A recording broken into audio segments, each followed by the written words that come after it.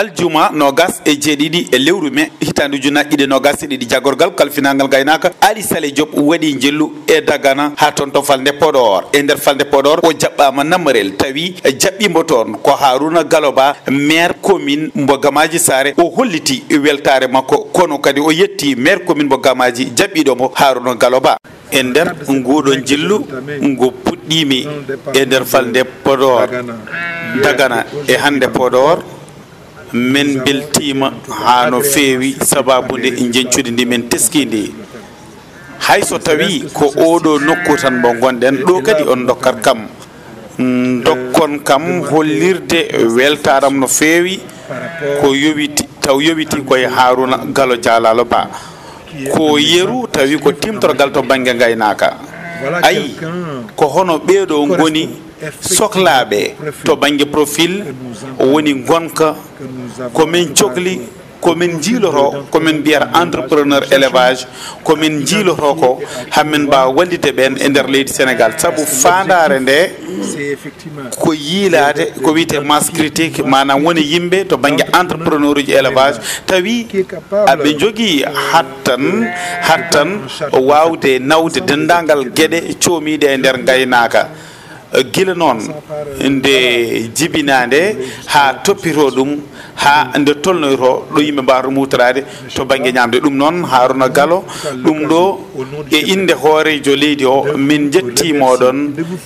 min beltinimon saabu ko gollanta ko leydi maɗa alay saago dañani yimɓe waɓe ni caggal nde o jofni ɓamde kongi kanko jagorgal kalfinagal gaynaka Ali Saleh Diop Harouna Gallo Dialalo maire commune mo Gamaji Sare gardiɗo INOS woni aynaɓe leydi Sénégal o ɓami konngol tawi noon o arti e hollidde weltare makko e gueɗe ɗe no jaari ni kono kadi o waɗi wasiyaji e ɓen ɓe ganduɗa ko aynaɓe leydi Sénégal feewi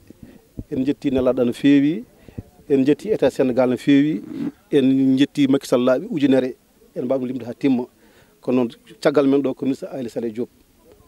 en jettima ha timmi saabu ambono jogui goƴa gaynaka o mi ko Mauritanie o yeehi Mali amon fonno cadda hande mon tawro Sénégal ɗo gonnen koye Gamaji Sare département Podor Allah waɗi rowane komin wonno ɗo ko gaynaka gonnomi ko joom baali gonnomi hikka watti hen komi maire Gamaji Sare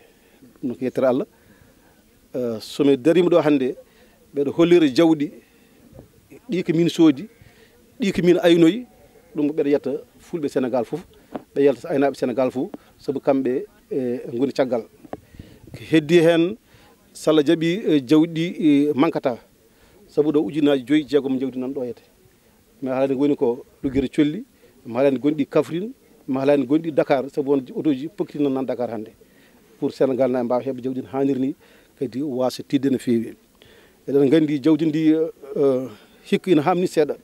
saabu Mauritanie uddi aliment de bétail kam a yirta guite ma uddi y a pas d'aliment de bétail dafa jeeya carrément et puis 2 mois mo desi tabaski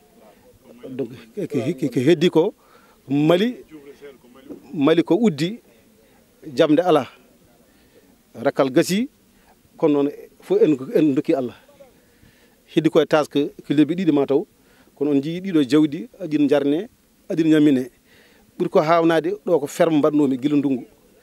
hema tan waɗi ɗo huuɗo so yaltiɗo ha labgal ala huuɗo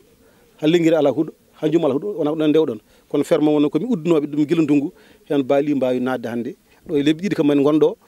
haydi jaa Dakar ɗum ɗon ko yettere Allah ɗum ko ɗum peeje cakkaɗe guila ko ɓooyi ɗum ɓen ñaago aynaɓe Sénégal foof yo jogo ɗeɗo peeje ɓe daña tan nokku ɗo ɓe mbaɗi jawɗi ɗi mbaɗen grillage si ha yonti ɓe nan hen jawɗi ko mbanmi koye joni heddi ko jinni wiide jawɗi mankata salla jaaɓi fof mbaɗi no mbaɗɗen ni jawɗi mankata kadi fof mbaɗi noon cikkumi miñam woni ɗo ko Sidy Ba caggalam eɗen Samba Ndiaye nane e jonde he eɗen kulno rakkal kamɓe fof aɓene rakkal ala kono aɓene mbadda saabu jangga tan homo ɗamanimi hay soko 20 tonnes 10 tonnes pour heddi ko e tabaski ko